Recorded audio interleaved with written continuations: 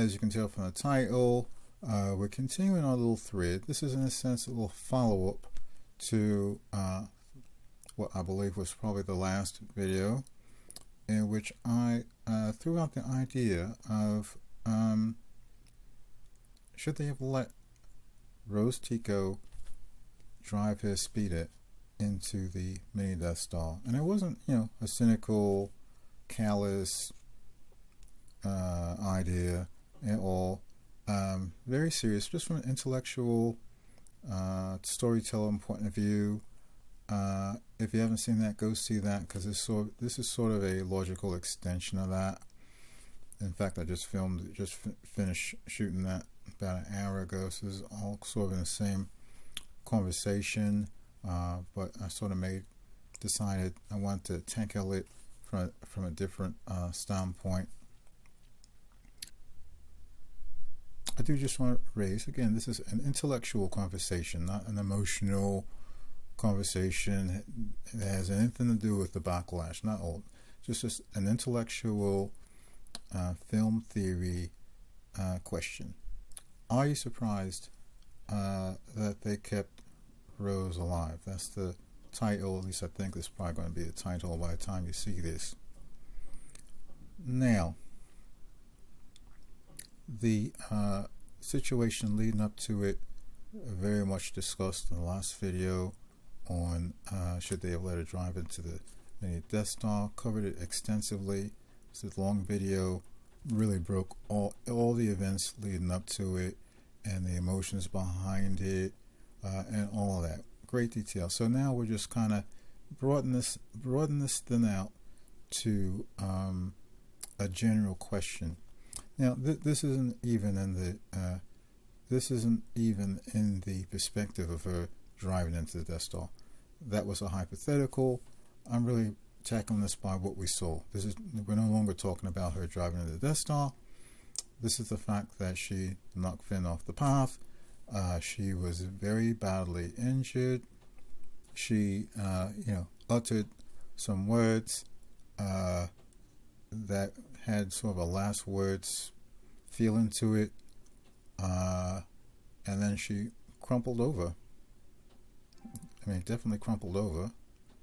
And 9 times out of 10 in film land, when someone gives sort of a last wordy kind of message and slump over like that, 9 times out of 10 they're dead. I mean, let's just be honest. So it's a little curious that she pops up later after having sort of set it up that she was either massively injured or quite honestly dead. I mean, what did you think when you saw that? Did you think she was alive, like just passed out? Or did you think, oh, she died? I mean, be perfectly honest, I thought she died in that scene.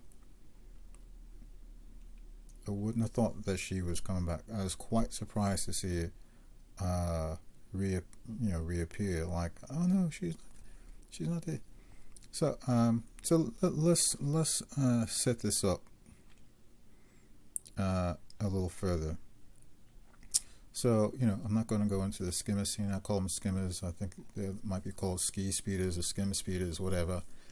There's the collision with Finn. She gives her last, what we thought might be the last speech. She slumps over, cut away. They cut away from that scene. A lot of people might have thought she was dead at that point, but they cut away, and they cut back to the headquarters immediately. They cut away from her slumping over. They go back to the headquarters, and then they realize that no one's responding to the distress signals. Everything seems pretty desperate and hopeless, etc. And that's when Luke appears for the first time, through the back door, wherever he came from. That's when he talks to Leia. They have that conversation. Did a whole very in-depth video just on that alone. Did Leia know Luke was a force projection? You should check that out.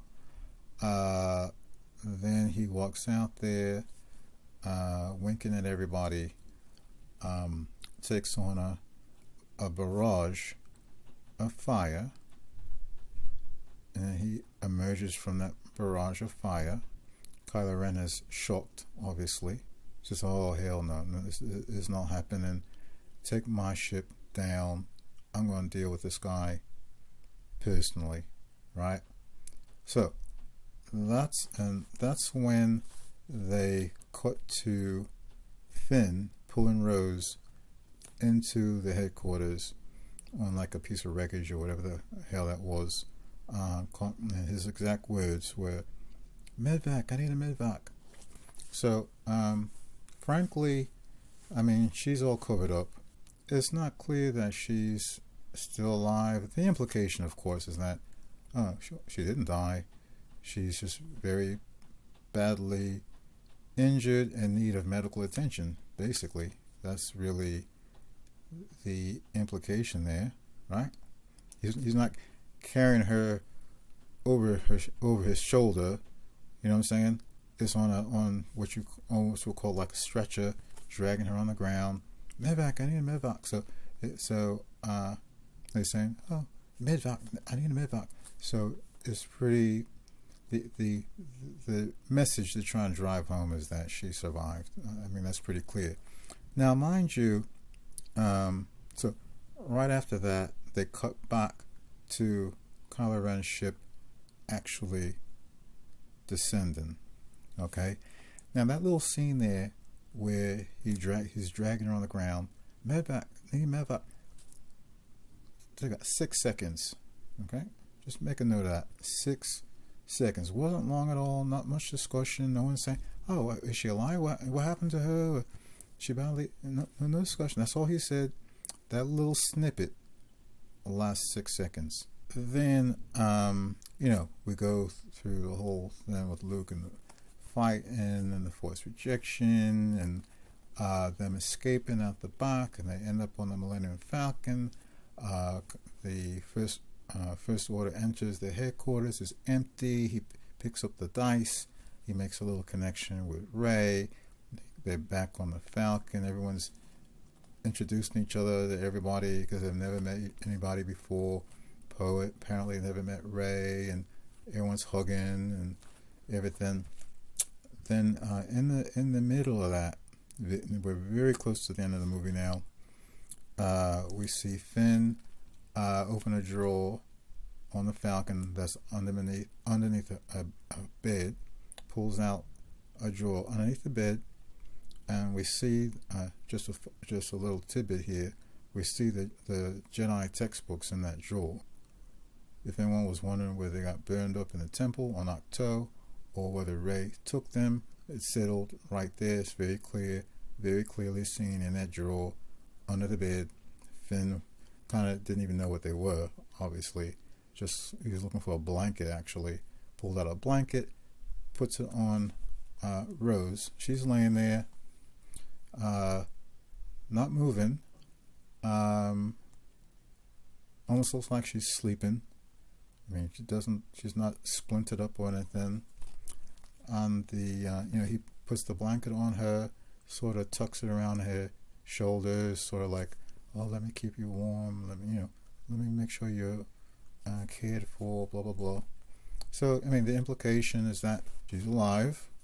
The implication is also that she's not all that badly injured. Okay, she's not full of a bunch of IVs all over her body or anything like that. Now you're gonna say, wait a minute, that's the Millennium Falcon. The Millennium Falcon wasn't gonna have a bunch of IVs and stuff anyway. Okay, that's fair.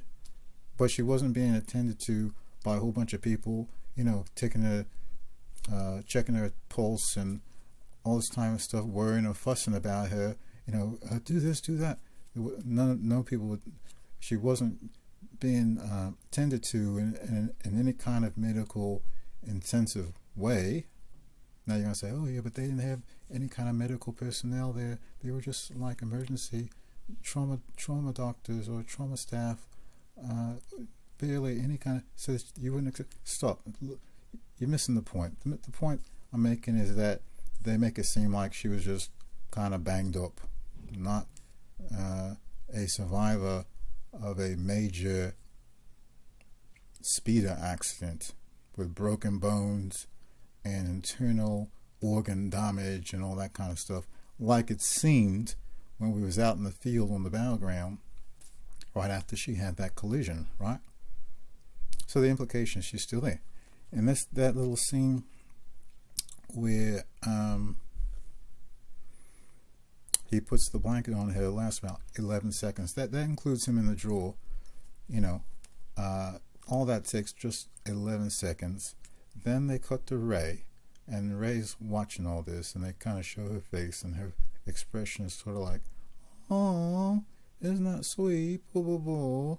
And then they cut back to Finn, and he makes a little adjustment to the blanket. That little scene takes another 3 seconds. Okay, so all in all, where am I going with this? Okay, so all in all, post crash, she was on screen for no more than 20 seconds. Now you're saying, so okay, so what? What's the point?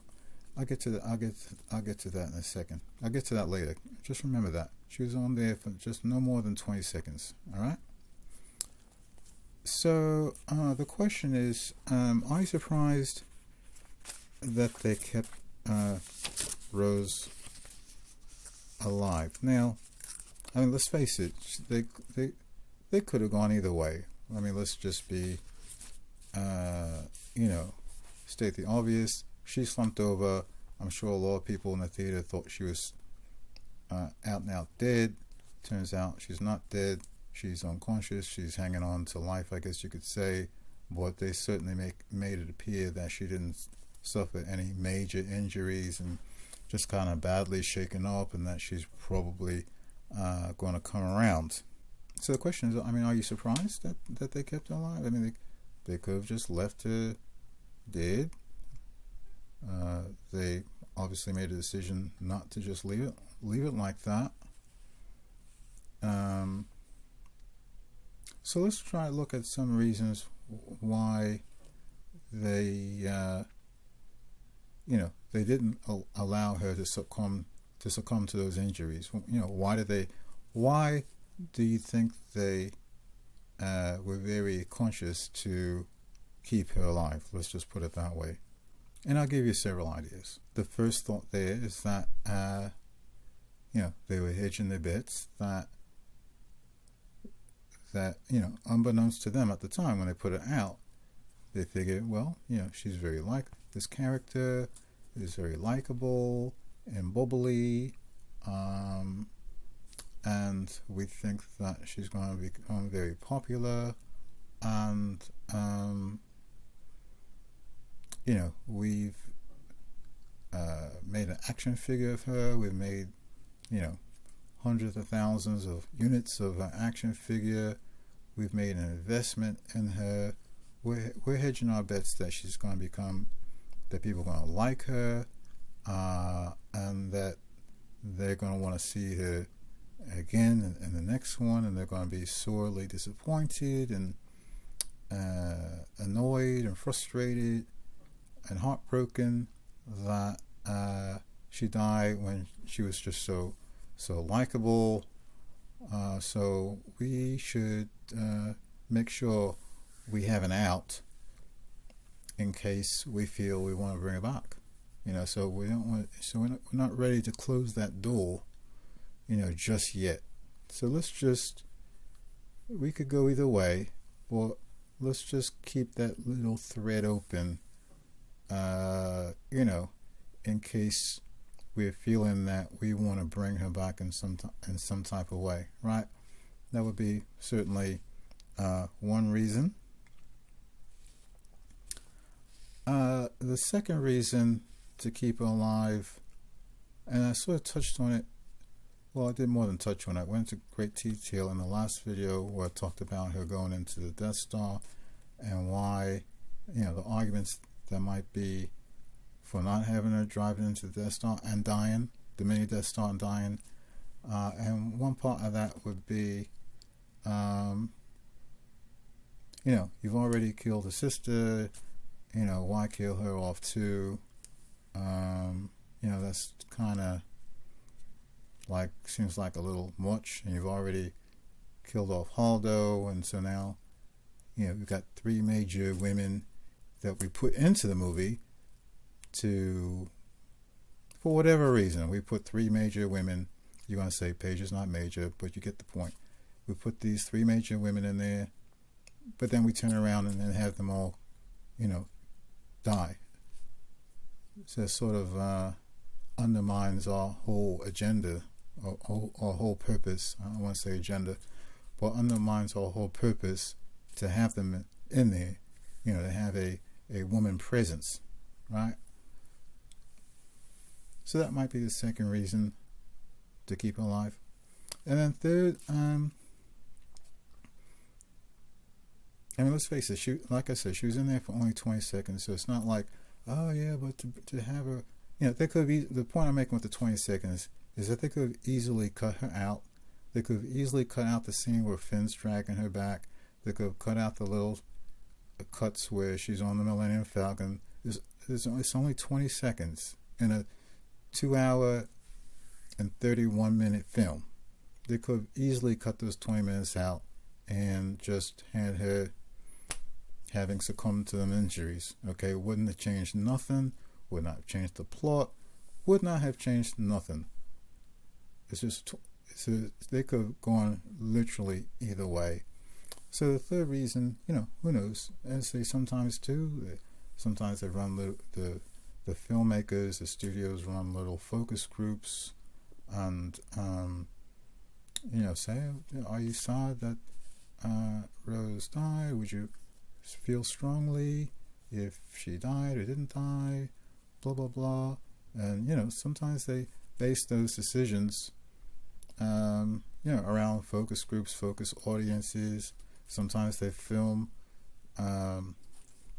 multiple endings where a person is alive. Sometimes they're not alive. Certainly with major characters. It's done all the time. So you have to figure they could have gone either way, right? But they decided to keep it going. And, all that said, I am aware of the fact that she's listed to be appearing in episode 9. So, obviously she survived, apparently, unless they're doing her in flashbacks, which I doubt. I presume that they expect her to return in 9. So they decide, we're going to keep her going. Now, it's sort of a delicate issue in that, certainly when the film came out, they could not really have known there was going to be any kind of backlash about it, right? And you could say, oh well, she's in 9 because they already wrote it out, and so she was probably already supposed to be in 9. It's not affected by the backlash at all. Well, that's not exactly correct. I mean, the backlash came out in early, shortly after the film came out, and they hadn't even settled what the script was going to be in 9. When the movie came out, when the backlash was happening, they didn't even have a director assigned on final director or assigned on final script. So it's not like, oh yeah, well, because they already had it planned out that she was going to be in 9. No, the J.J. Abrams wrote his draft well after the whole backlash issue came out.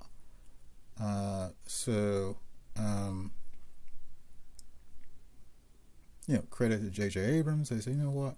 I don't care about the backlash. She's a fine lady. We like the character. we're going to support the character. We're bringing her back.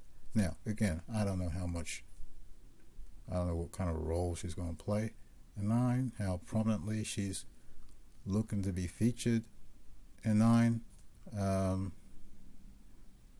We'll just have to wait and see. It's very possible she just shows up all healthy straight away. I mean, Finn from Force Awakens was much more massively injured, and you would think that nothing ever happened to him, judging from The Last Jedi, right? So I imagine the way they've set it up, Rose is going to be perfectly is set up to be perfectly healthy by the time 9 rolls around, and they'll just treat it like she was badly shaken up. Great for her. So I just wanted to give you my thoughts on that. I thought it was interesting idea. I mean, like I said, when I was watching the movie and she was all busted up from the crash and slumped over, did you think that she was dead there, or did you think she was just passed out? What was your thought on that? And how do you feel about her being a 9? Are you poised up for that, or are you sort of have mixed feelings about it? What's your thought on that? All right, guys. So that's it for today. Tell me what you thought of my ideas today, and if you're not subscribed, I encourage you to sign on, and I will see you next time. Bye bye.